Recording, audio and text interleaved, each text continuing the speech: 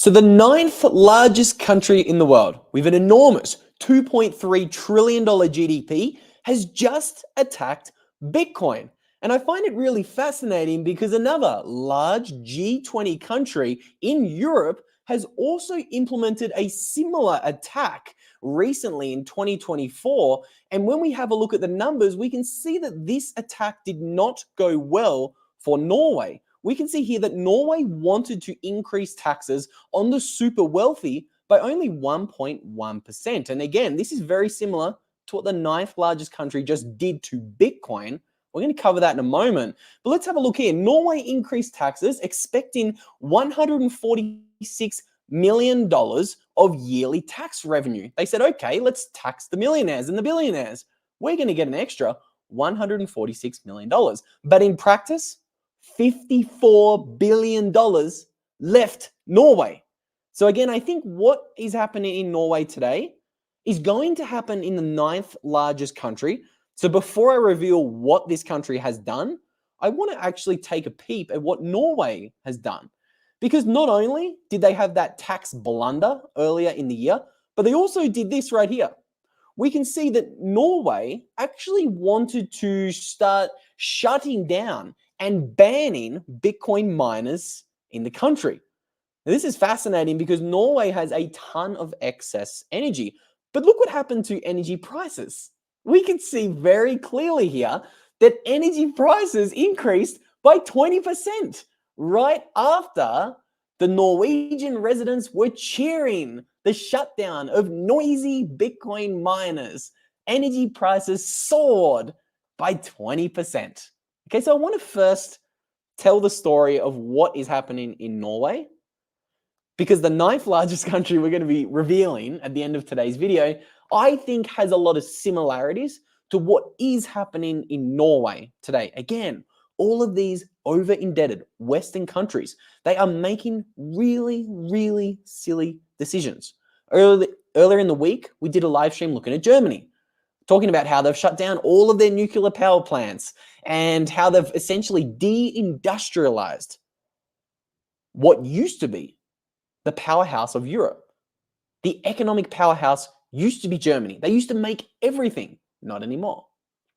And that's all because of the very silly government measures and legislations that countries, all of these over-indebted Western countries like the UK, Australia, America, obviously Norway, and the ninth largest country seem to be making. They seem to be making a lot of mistakes. Okay, so let's first talk about Norway because I think it's fascinating. So Norway, originally, look what happened. Residents of Stokmarknes in northern Norway are celebrating the closure of a local Bitcoin mining facility because of noise complaints. Now, so the government mandated that they kick the Bitcoin miners out, and look what happened. Despite relief from the noise, the shutdown of the Bitcoin miners has brought an unexpected consequence for the residents of northern Norway: a 20% increase in electricity bills. Again, what a surprise. A big, bloated Western government is faced with an unexpected consequence of one of their centrally planned decisions. You could nearly write a book on that, couldn't you? The failure of communism keeps happening over and over and over again. Let me be correct. The failure of central planning. Central planning leads to socialism and communism. I want to be correct on the YouTube here so we don't get ourselves flagged for misinformation. Okay, so let's be very correct. Central planning always fails. We have so many examples of this over the past 100 years. And it is these decisions being made by these very large, bloated, G20, over-indebted nation states that is leading to so many unintended consequences. So what happened? Well, this Bitcoin miner was responsible for around 20% of all of the electricity being consumed in that town. So naturally, they have been targeted for a little while by the Norwegian government. In April 2024 was when the targets began, when they started looking at curbing the growth of energy-intensive data centers and crypto mining. Okay, so again, there's a clear problem in this economy or this region in northern, Norway, and they thought that banning Bitcoin miners would fix it. It didn't. Okay, the same way that raising taxes in Norway also didn't solve the issues that they were having. So Norway thought they'd be really smart, and they said, "Hey, there's a lot of rich people in this country. Why don't we just tax them? Why don't we just increase taxes by 1.1%? That won't Surely there couldn't be any negative, unforeseen consequences from that very small decision. Surely not." Let's have a look. We can see here by a new article, the super rich are abandoning Norway at a record rate as a wealth tax rises slightly. Again, it's a very small change. Let me zoom in here so you guys can see what I'm looking at. A record number of super rich Norwegians are abandoning Norway for low tax countries after the left-leaning government increased wealth taxes to 1.1%. More than 30 Norwegian billionaires and multi-millionaires left Norway in 2022 alone. Again, this problem's got a lot worse since Norway made this decision. So we can see here, this included the fourth richest Norwegian man. His name is Rock. I hope I'm pronouncing that one correctly. But he says in an open letter, again, this dude's worth 1.5 billion euros. In an open letter, he says, "I've chosen Lugano, Switzerland as my new residence. It is neither the cheapest nor has the lowest taxes, but in return, it is a great place with a central location in Europe. For those close to the company and to me, I am just a click away." See, this gentleman's relocation alone, the fourth richest Norwegian, cost the government 175 million euros. That is only from this one gentleman, the fourth richest Norwegian, leaving.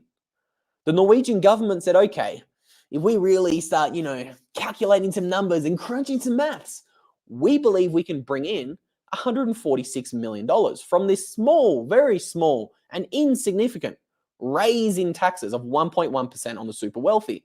We can see, let's look at our favorite central planners and their little maths that they've been running. You can see it highlighted right here. They thought they would get 146 million in yearly tax revenue.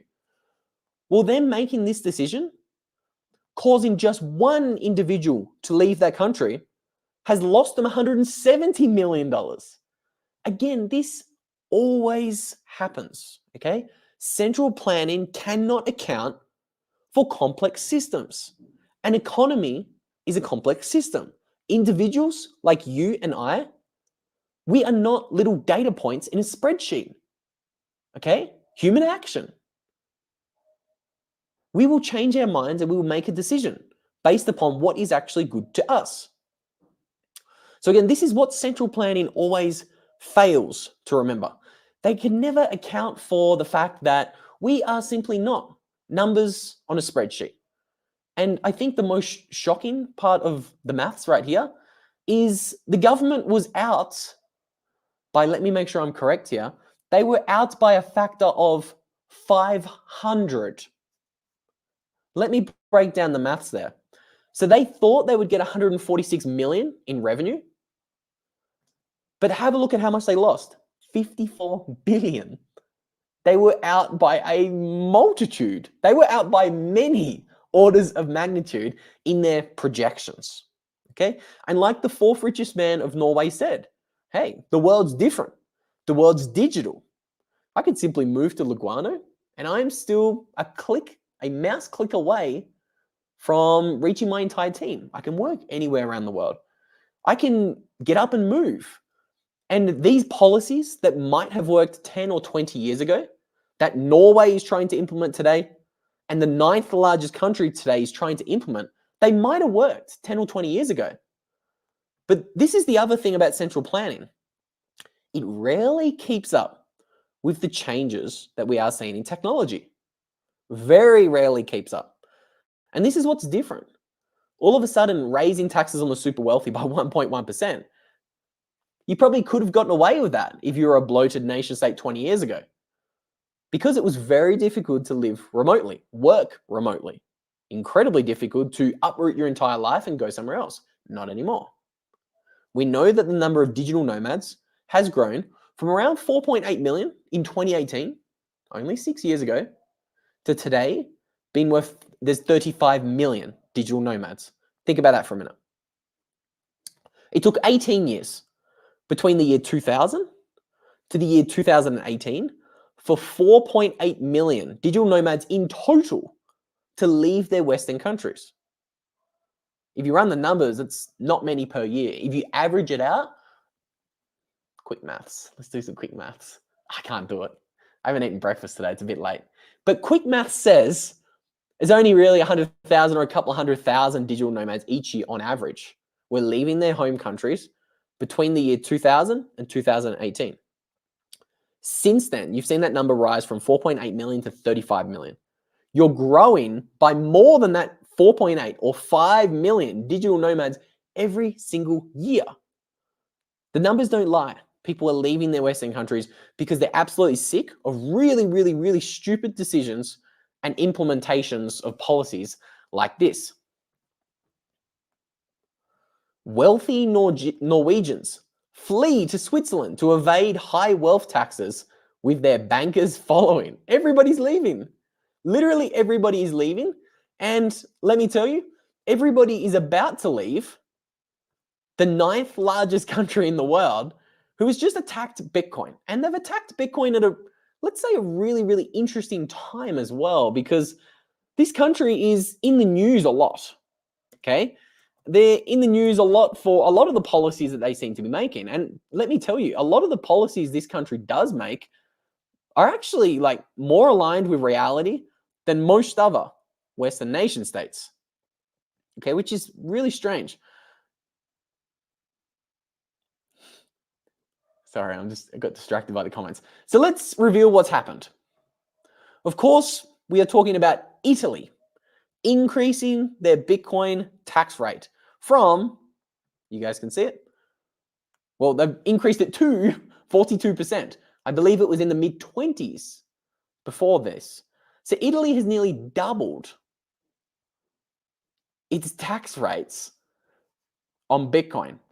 Here we go. We can see it clearly. It's risen from 26% to 42%. And as we're about to explain, this is going to have a lot of very interesting unintended consequences, not only for Italy on the negative, but for some other countries for the positive. I think we're going to see some really interesting things materialize after this decision from Italy, which I believe is yet another blunder from one of these European Western nation states. Particularly, the timing of this is also very interesting. Bitcoin's about to go on a bull run. And again, think about the timing. Italy's come out with this decision just as many people believe Bitcoin is about to go up in price. So why didn't they come out with this 6 months ago? Bitcoin price has done nothing for the past 6 months. You know what I mean? It'd be nice to be an Italian resident to have, 6 months of time to plan your escape, right? Well, Bitcoin just hit 68K for the first time in like 3 or 4 months. Let's check in on the price.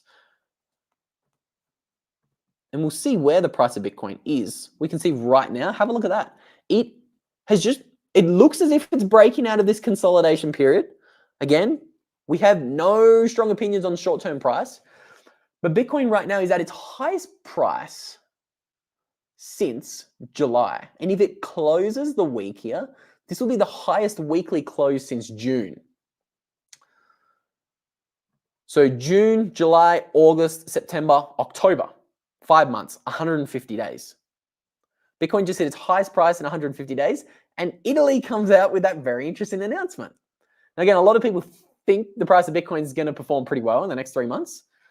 Again, we don't have any strong views on it. We never do with short-term price action. All we do know is we're going to point to the facts and say, historically, October, November, and December, Q4, they're the best 3 months for Bitcoin, historically. We have 15 years of data points to prove that. We had the halving earlier in the year. We also just saw Bitcoin perform its best September. Every single time Bitcoin has performed positively in September, every time. We've seen green and positive October, Novembers, and Decembers in each of those 3 years. So again, there's a few data points that suggest that maybe, just maybe, Bitcoin could be set up for a pretty, let's say, bullish or parabolic move over the next 3 months.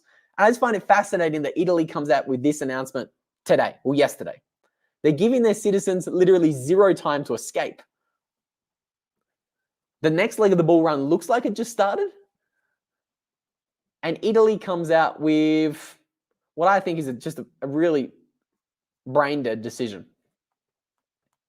Let's learn a little bit more about it before I dive into the specifics.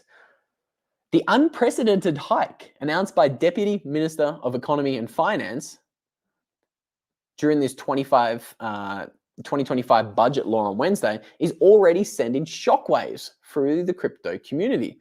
There's a reason why it's sending shockwaves. It's because it's a big change from 26% to 42%. It's nearly doubled overnight. It's pretty big. The bull run's just about to hit.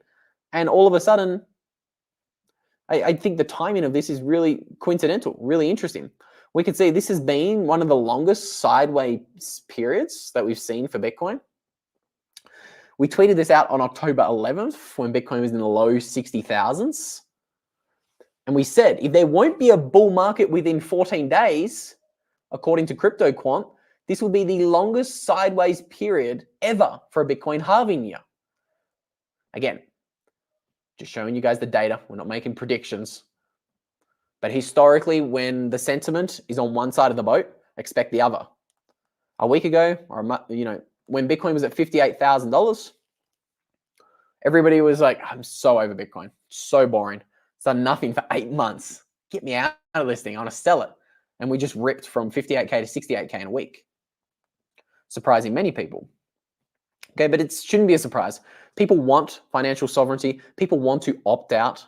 People don't want to live in these countries like Italy, Norway, Germany, who just seem to be making really silly decisions. Again, we talked about Germany earlier in the week. They sold 50,000 Bitcoin. And now we have the largest bank in Germany, Deutsche Bank, saying, yeah, you know what? We actually want to offer Bitcoin to our clients. We want to offer them, multi-currency accounts. That's what Deutsche Bank announced earlier in the week. We have a new publicly traded company in Germany, speculative attacking the euro. They're borrowing in euros, $33 million of euros, to go out there and buy Bitcoin. The CEO has said, we've been hodling Bitcoin for years. We want to try to buy 1,000 Bitcoin this year and be like Michael Saylor. Again, the government wants one thing, but it looks like the individuals in the private sector want something else. They want sovereignty. They want Bitcoin.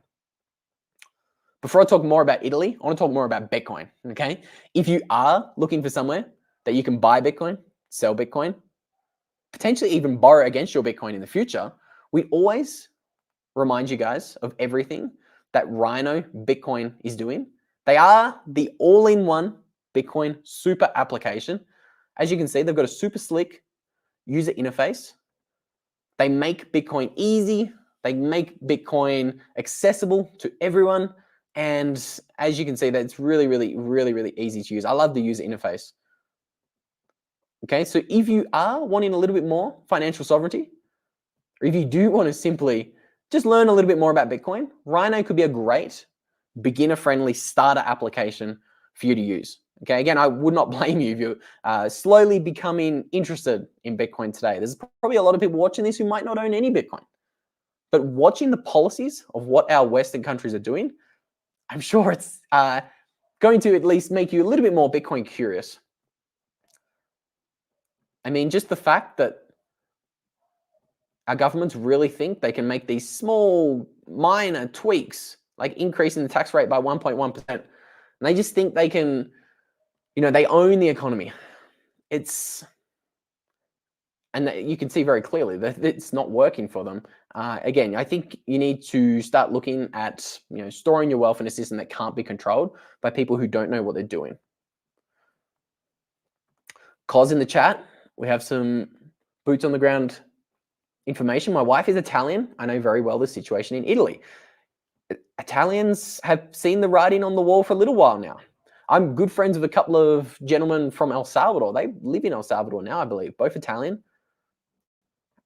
I met them maybe in 2023. They've been out for a long time and they don't have any plans to go back. just because the Italian government is doing really, really silly things. Okay. Dan M, welcome, my friend. Great to see you. Another channel favorite, long-time viewer. A lot of people are saying that a breakout could be due very soon. Maybe Italy knew that. Maybe that's why they've timed this announcement right now, right as Bitcoin breaks out of this consolidation period for the first time in 8 months. Who knows? Again, just speculating. I just think the timing is interesting.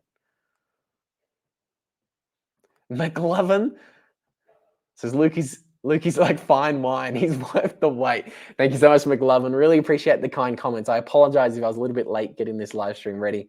Had a lot of things cooking here, and I'm trying to move Airbnbs tonight, and yeah, it took a little bit longer on the setting up everything that needs to be set up.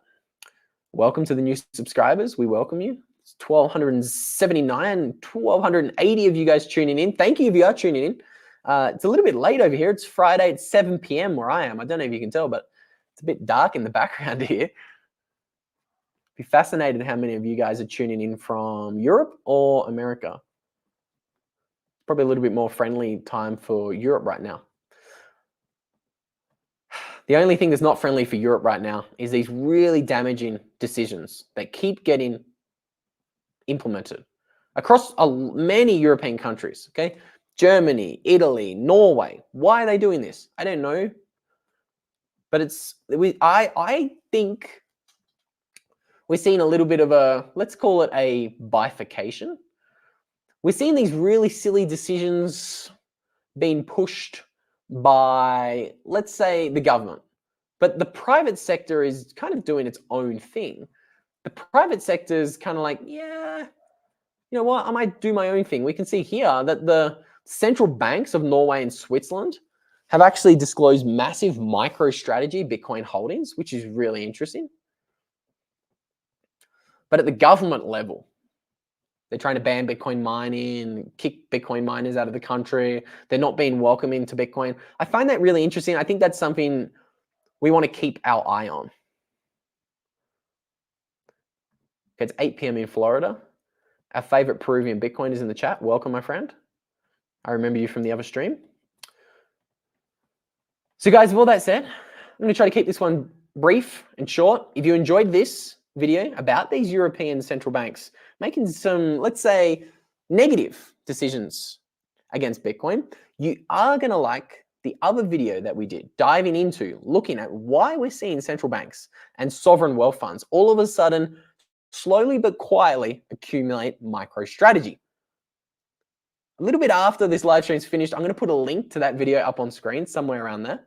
And with all that said, thank you so much to the 1,373 of you guys who tuned in. I hope you enjoy your rest of your Friday night.